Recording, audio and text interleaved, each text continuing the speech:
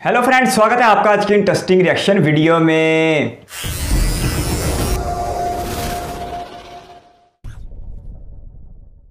नमस्कार and welcome to world affairs. मैं Prashant Dhawan. Now over the years आप अगर देखो तो इंडिया में कई बड़े थिंकर्स, पॉलिटिशियंस ने ये प्रेडिक्शन करी थी कि इवेंचुअली पाकिस्तान कई हिस्सों में टूट जाएगा। सुब्रमण्यम स्वामी जी ने, उसके अलावा वेरियस और जियोपॉलिटिकल एनालिस्ट ने इवेंचुअली कहा था कि Pakistan as a country survive नहीं कर पाएगा बहुत ही लंबे समय तक।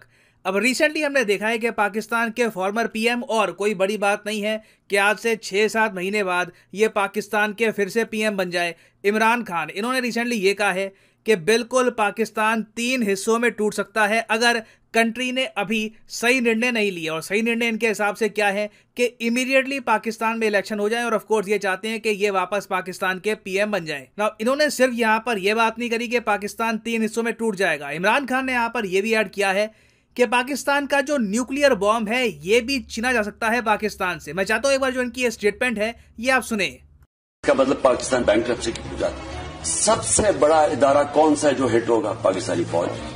जब फौज हिट होगी तो जो उसके बाद हमारे से कंसेशन क्या ली जाएगी जो यूक्रेन से उन्होंने ली थी डीन्यूक्लियराइज करने की। सबसे बड़ा तो मसला उनको हमारी वाहिद मुसलमान मुल्क है जिसके पास न्यूक्लियर डिटरेंट है। जब वो चला गया फिर क्या होगा? मैं आपको आज कहता हूं पाकिस्तान के 3 हिस्से होंगे जो कि आप आम इनके थिंक टैंक्स, हिंदुस्तान के थिंक टैंक्स में देख लें। बाहर जो सारे बलूचिस्तान को लहदा करने के प्लान है, इनके प्लान बने हुए हैं। तो इस वक्त अगर सही फैसले नहीं किए जाएंगे मुल्क खुदकुशी करने पे जा रहा है। और मैं आपको ये बता दूं कि इंडियन पर्सपेक्टिव से आप अगर सोच कर देखें तो डिसइंटीग्रेशन ऑफ पाकिस्तान ये इंडिया की हिस्ट्री का, मैं कहूँगा, सबसे इंपॉर्टेंट जियोपॉलिटिकल इवेंट होगा। It will be for us. ये 1971 वॉर से भी बड़ा होगा, ये यूएसएसआर के ब्रेकअप से भी बड़ा होगा, क्योंकि इसका बहुत ही मैसिव जियोपॉलिटिकल इम्पैक्ट आएगा इंडिया पर। क्योंकि अगर इन द फ्यूचर 3 नई कंट्रीज में पाकिस्तान टूटता है, वो 3 देश कैसे होंगे, किस तरीके से वो नए देश खुद को अलाइन करेंगे, इसका डायरेक्ट इंपैक्ट आएगा इंडिया पे। और अगर यहाँ पे आप सोच रहे हैं कौन सा पाकिस्तान इमीडिएटली टूट रहा है, इमरान खान ये भी हो सकता है कि डेस्परेशन में ये बातें कर रहे हैं कि पाकिस्तान टूट जाएगा, तो मैं आपको ये बता दूं कि इमरान खान जो यहाँ पर कह रहे हैं ये ऐसा नहीं है कि बिल्कुल इम्पॉसिबल बात है। जो हालत पाकिस्तान की आज के समय हो रही है, जिस तरीके से इनको बजट्स में कट करने पड़ रहे हैं, कोई बड़ी बात नहीं है कि इन द फ्यूचर एक बार को पाकिस्तान डिसइंटीग्रेट हो जाए। मैं यहाँ पर यह नहीं कहूंगा कि पाकिस्तान के न्यूक्लियर वेपन्स छीने जाएंगे, बट डेफिनेटली पाकिस्तान एक स्टेबल फंक्शनिंग कंट्री रहेगा आने वाले कई सालों तक। इसकी पॉसिबिलिटी काफी लो है। तो डिस्कस करते हैं इस टॉपिक को, बहुत इंपॉर्टेंट है इंडियन पर्सपेक्टिव से। मगर आगे बढ़ने से पहले आपसे क्वेश्चन पूछूंगा। क्वेश्चन यहाँ पर यह है कि हाल ही में किस देश ने फ्री ट्रेड एग्रीमेंट साइन किया है इजराइल के साथ? बहुत न्यूज में है ये टॉपिक, बहुत आर्टिकल्स पब्लिश हुए हैं कि किस देश ने फ्री ट्रेड एग्रीमेंट साइन किया है with the country of Israel. Option है आपकी इंडिया, यूएई, चाइना या फिर सऊदी अरेबिया। सब लोग कमेंट सेक्शन में आंसर करो। जो लोग सही आंसर करेंगे मैं कोशिश करूंगा कि उनकी कमेंट को हार्ट दे दूं ताकि बाकी लोग भी समझ पाएं कि सही आंसर क्या है। नाउ इमरान खान ने अपने रिसेंट इंटरव्यू में बहुत सी बातें बोली। इन्होंने पहली बात तो यहाँ पर यह ऐड करी कि पाकिस्तान की जो एक्चुअल प्रॉब्लम है ये इनकी एस्टैब्लिशमेंट है। और मुझे बड़ा, क्या बोलूं, क्या वर्ड यूज करूं यहाँ पे, बड़ा अजीब सा लगता है कि ये लोग खुल के आर्मी आईएसआई नहीं बोलते। डर इतना है क्योंकि खुल के आर्मी आईएसआई आपने अगर बोल दिया तो कानून ऐसे बने हुए हैं कि आपको जेल हो जाएगी। तो इनके यहाँ कोड वर्ड चलता है एस्टैब्लिशमेंट। जब भी ये लोग कहते हैं एस्टैब्लिशमेंट मतलब कि आर्मी, तो इमरान खान ने यह कहा कि पाकिस्तान में जो एक्चुअल प्रॉब्लम है ये इनकी आर्मी आईएसआई है। आर्मी आईएसआई अगर सही निर्णय नहीं लेगी, बेसिकली इमरान खान ये चाहते हैं कि आर्मी आईएसआई मिलकर जो करंट गवर्नमेंट अभी चल रही है पाकिस्तान में, जहां पर पीएम है शहबाज शरीफ, इनको रिमूव कर दे और फोर्सफुली इलेक्शन करवा दे पाकिस्तान में, जिसका ऑफ कोर्स पॉलिटिकल बेनिफिट मिलेगा इमरान खान को। और पाकिस्तान की एस्टैब्लिशमेंट को यह सब क्यों करना चाहिए? तो इमरान खान का यहां पर तर्क यह है कि देखो, इंडिया में खुशियां मनाई जा रही थी जब इमरान खान को हटाया गया था एज पाकिस्तान प्राइम मिनिस्टर। ये उन्होंने खुद कहा है कि शहबाज शरीफ को इंडियंस देखते हैं एज एन इंडियन। इंडियंस को लगता ही नहीं है कि ये पाकिस्तान का पीएम है। इंडियंस चाहते हैं इनके हिसाब से, इमरान खान के हिसाब से, कि इमरान खान पावर में ना रहें, क्योंकि इनकी पॉलिसी इंडिया के अगेंस्ट, इजराइल के अगेंस्ट, यूएस के अगेंस्ट, लिटरली इन्होंने 3 कंट्रीज का नाम लिया यहाँ पर, इंडिया, इजराइल, यूएस, इन तीनों के अगेंस्ट बहुत ज्यादा सख्त थी, बहुत ज्यादा हार्ड थी। तो तीनों देश चाहते हैं कि इमरान खान पावर से बाहर रहे। मगर ये यहाँ पर कहते हैं कि अगर मैं पावर से बाहर रहा और जो सिचुएशन चल रही है, सिचुएशन अरे चली, तो पाकिस्तान बिल्कुल डिफॉल्ट की तरफ बढ़ रहा है। और एक बार पाकिस्तान ने डिफॉल्ट कर दिया तो उसके बाद कोई बड़ी बात नहीं है कि डिसइंटीग्रेशन हो सकती है पाकिस्तान की, और इवन पाकिस्तान की आर्मी भी उस डिसइंटीग्रेशन को नहीं बचा पाएगी, क्योंकि याद रखिएगा आर्मी भी पैसों पे चलती है। जब पैसों की कमी आएगी तो पाकिस्तान की जो मिलिट्री है, आर्मी है, ISI है, उसके अंदर भी आपको बंटवारे होते हुए दिखेंगे। और अगर यहाँ पे आप सोच रहे हैं वेल क्या पाकिस्तान में जेन्युइनली ऐसी हालत है कि इतना पैसा इनके पास बचेगा नहीं कि इनके बहुत सारे प्रोविंसेस टूटना शुरू कर देंगे, तो इसका आंसर है हाँ बिल्कुल।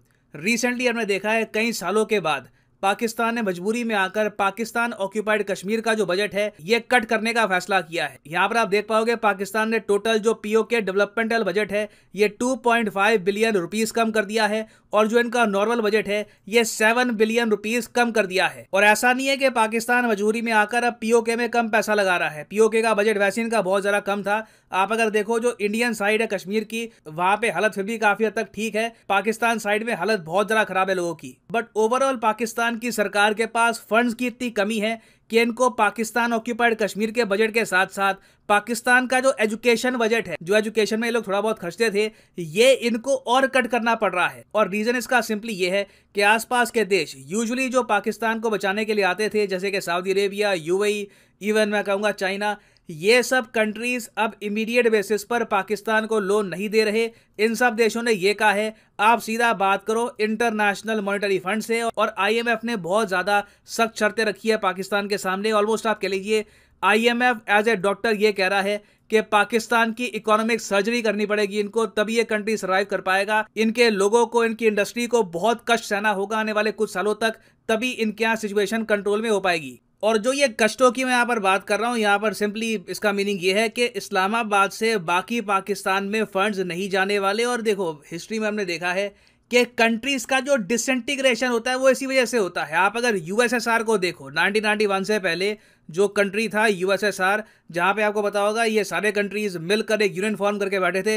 Russia, Ukraine, Armenia, Estonia, Latvia, Lithuania, बहुत सारे और देश है, किर्गिस्तान, तजिकिस्तान वगैरह। इनका जो डिसइंटीग्रेशन हुआ था, इसका एक बहुत ही बड़ा फैक्टर बताया जाता है कि अंदर से USSR इकोनॉमिकली काफी कमजोर हो चुका था कंपेयर टू वेस्टर्न कंट्रीज। और 2012 में कैम्ब्रिज यूनिवर्सिटी ने इस पर एक प्रॉपर स्टडी पब्लिश करी कि किस तरीके से वेस्टर्न कंट्रीज ने IMF, वर्ल्ड बैंक और वेरियस जो फाइनेंशियल इंस्टीट्यूशंस हैं इनका इस्तेमाल करके USSR को कंप्लीटली बैंकरप्ट कर दिया था। तो पाकिस्तान जैसी कंट्री में, जहां पर वैसे ही नेशनहुड का कॉन्सेप्ट इतना कुछ है नहीं, ये लोग ऐसे थियोक्रेटिक स्टेट अपने आप को जरा प्रमोट करते हैं, तो ऐसी कंट्री में जब इस्लामाबाद से फंड्स नहीं आएंगे, बलूचिस्तान में ऑलरेडी इंडिपेंडेंस की स्ट्रगल चल रही है, KPK में भी बहुत सारे ग्रुप्स हैं वो अलग होना चाहते हैं, तो ये दोनों जो दो बड़े हिस्से हैं ये आराम से पाकिस्तान से अलग हो सकते हैं। और इनके पास रीजन भी होगा कि हम अलग हो भी क्यों ना, जब इस्लामाबाद हमको फंड्स ही प्रोवाइड नहीं कर रहा। और अभी आप देखेंगे पाकिस्तान में जो एक्चुअल बजट कट हैं ये आपको देखने को मिलेंगे 10 जून को। याद रखिएगा ये डेट 10 जून बहुत ही इंपॉर्टेंट है, क्योंकि ये वो डेट है जब पाकिस्तान अपना बजट अनाउंस करने वाला है।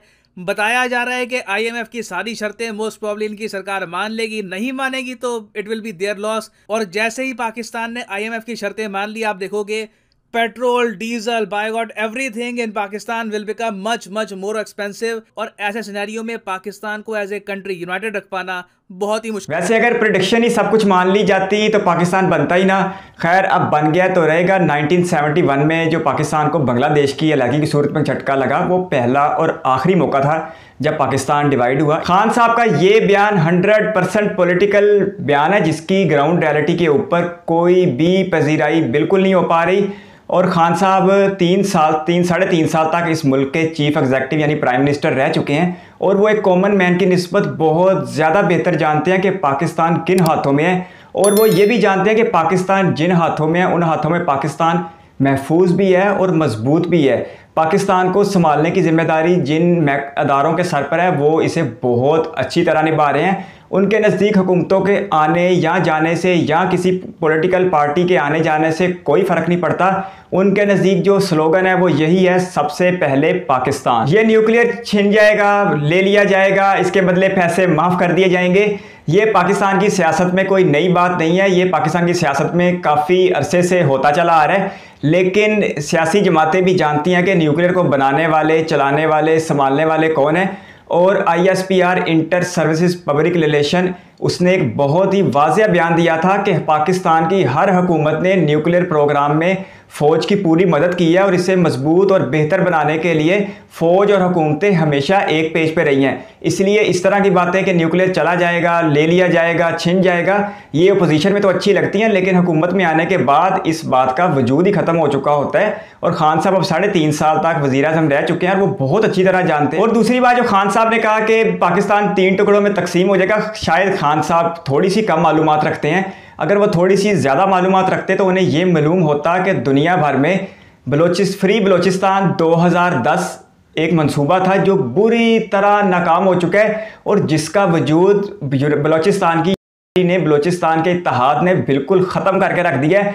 और बलोचिस्तान के जो बिछड़े हुए लोग थे, जो बहके हुए लोग थे, जिन्हें बागी कहा जाता है, वो अब बहुत तेज़ी के साथ कौमी धारे में शामिल हो रहे हैं और बलोचिस्तान ही पाकिस्तान की हुब्बुल वतनी का सबसे बड़ा सबूत है। 1971 में जो हुआ वो बांग्लादेश की जियोग्राफी की वजह से मुमकिन हो पाया, नहीं तो अब ज़माने बदल चुके हैं। पाकिस्तान अब न्यूक्लियर पावर बन चुकी है और दुनिया की नवी बड़ी फ़ौज है पाकिस्तान की। तो ये इस दिन के लिए ये सारी ताकतें इकट्ठी नहीं की थी कि एक इक़्तिदार से निकाला हुआ शख्स आए और पाकिस्तान के 3 टुकड़े होने की पेशगोई कर दे या पाकिस्तान के न्यूक्लियर एसेट्स के छिन जाने की पेशगोई कर दे। इसलिए पाकिस्तान की आवाम के नज़दीक इस बात की कोई ज़्यादा अहमियत नहीं है, क्योंकि पाकिस्तान के अवाम बहुत बहुत बहुत अच्छी तरह जानते हैं कि पाकिस्तान में ताकत किन हाथों में है और जिन हाथों में ताकत है उन हाथों में पाकिस्तान बहुत ज़्यादा महफूज है। अब इसी मामले को वीडियो ऑनर ने इकनॉमी के साथ जोड़ा। इसमें कोई शक नहीं कि मईशत के बगैर किसी भी अदारे का, किसी भी मुल्क का सर्वाइव करना नामुमकिन सी बात होती है। लेकिन पाकिस्तान में मुआशी हालात पिछले 1-2 दिनों में इतने बदल चुके हैं कि यकीन करें, जो पाकिस्तान बैंकरप्ट होने जा रहा है या पाकिस्तान श्रीलंका बनने जा रहा है, उन नारों का जवाब बिल्कुल दिया जा चुका है। हुकूमत पाकिस्तान ने एक बार फिर पेट्रोल की कीमत में 30 रुपये इजाफा करके अपने ही आवाम से पैसे इकट्ठे करने का जो फैसला किया है और सब्सिडी तकरीबन मरहलावार ख़त्म करने का जो प्रोग्राम शुरू किया है, वो इस बात का सबूत है कि पाकिस्तान ने अपनी मईशत बचाने का फैसला असूली तौर पर कर लिया है। और IMF की शराइत मानते हुए पेट्रोल में गुज़श्ता रात भी 30 रुपये का इजाफा करके पेट्रोल की कीमत 210 रुपये फ़ी लीटर पहुंचा दी गई है। इसके साथ साथ पाकिस्तान के फाइनेंशियल ईयर 21-22 के पहले 11 माह में 5400 अरब रुपए का टैक्स जमा हुआ है, जो कि एक रिकॉर्ड है। पाकिस्तान का फाइनेंशियल ईयर 1 जुलाई से शुरू होता है, जबकि भारत का फाइनेंशियल ईयर 1 अप्रैल से शुरू होता है। इकोनॉमिक क्राइसिस जो चंद दिनों पहले तक वाकई बहुत ज़्यादा सीरियस थे, अब आहिस्ता आहिस्ता उनकी जो प्रेशर है वो रिलीज़ होना शुरू हो चुका है। कल चाइना ने भी $2.3 बिलियन का जो लोन है उसको रीफाइनेंस करने का ऐलान कर दिया। इसके साथ साथ पेट्रोलियम सेक्टर में भी हुकूमत को अब अच्छी खासी आमदन होगी। इसके अलावा भी हुकूमती टैक्सेस में अच्छा खासा इजाफा हो रहा है और आने वाले 2-4 महीनों के बाद पाकिस्तान में मुआशी सूरत हाल आज की निस्बत काफ़ी बेहतर हो जाएगी। तो अगर किसी का ये ख्याल है कि पाकिस्तान की खारजा पॉलिसी यानी फॉरेन पॉलिसी और पाकिस्तान की डिफेंस पॉलिसी किसी हुकूमत के आने या जाने से बदल जाती है, तो ये ख्याल बिल्कुल गलत है। पाकिस्तान की डिफेंस पॉलिसी और पाकिस्तान की फॉरेन पॉलिसी जो चला रहे हैं वो इसे बहुत अच्छी तरह चला रहे हैं और वो सबसे ज़्यादा बेहतर जानते हैं कि किस मुल्क के साथ उन्होंने कैसे रिलेशन रखने हैं। और उनकी भी यही ख्वाहिश है कि भारत समेत हर हमसाये के साथ बहुत बहुत अच्छे रिलेशन रखे जाएं, ताकि इस खित्ते के अवाम के लिए अच्छा खासा काम करके इनकी ज़िंदगियों को बेहतर किया जा सके। बाकी लास्ट में जो वीडियो उन्होंने कहा कि पाकिस्तान में नेशनहुड की कमी है, ये सुन के बिल्कुल भी अच्छा नहीं लगा। एक ऐसा मुल्क जिसने अपनी बका के लिए अच्छी खासी कुर्बानी दी हो, अपने दिफा को मजबूत करने के लिए अवाम ने सच में घास खाई हो, उस मुल्क के ऊपर ऐसा कह देना कि नेशनहुड की कमी है, अच्छा नहीं लगता बिल्कुल भी। और किसी की हुब्बुल वतनी पे बिल्कुल भी शक नहीं करना चाहिए। जिस तरह 140 करोड़ भारतीय अपने भारत से मोहब्बत करते हैं, इसी तरह 22 करोड़ पाकिस्तानी भी अपने पाकिस्तान से बेपनाह मोहब्बत करते हैं। धन्यवाद।